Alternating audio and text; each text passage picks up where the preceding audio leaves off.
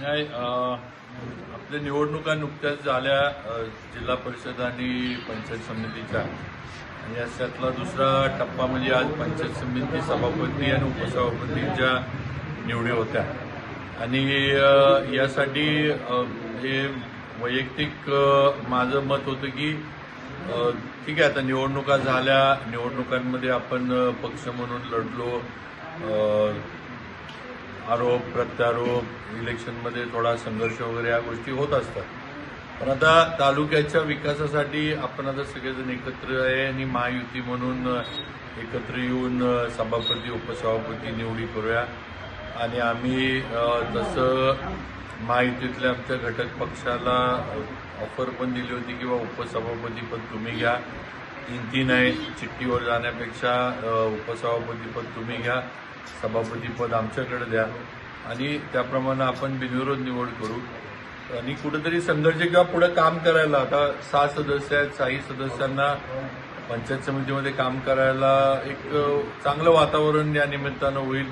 कामं जी काही शासनाकडनं येणार आहेत जी काही जिल्ह्यातली असेल ती पिढी होत राहतील पण जे प्रयत्न माझा होता त्याला आमच्या महायुतीतल्या घटक पक्षाकडनं म्हणावं तसं सहकार्य मिळालं नाही पण तरी आम्ही शेवटी आम्हाला जे आमचे निर्णय होते भाजप म्हणून आम्ही घेतले सौरभबाबा शिंदे हे जावळी पंचायत समितीचे सभापती म्हणून त्यांना घोषित करण्यात आले त्याचबरोबर आमचे दुसरे भारतीय जनता पार्टीचे सदस्य मान्य गोरख महाडिक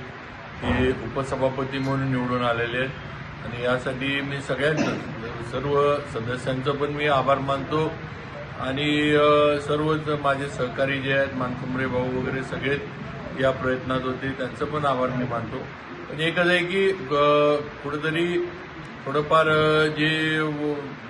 मीपणाचं जे काही थोडं आता महायुतीतल्या याच्यामध्ये आम्ही बघितलं की काही जण तयार होत होती पण काही जण मुद्दामून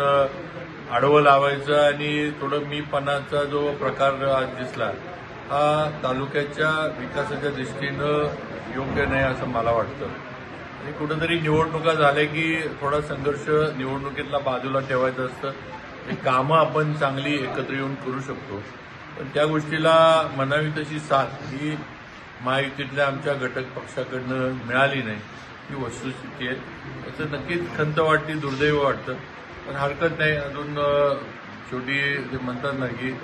राजकारण असं असतं की पुलाखालनं अजून बरंच पाणी जायचं आहे त्यामुळं पुढं नक्कीच आम्ही महायुतीचं आमचं सरकार आहे आणि आमदार म्हणून मंत्री म्हणून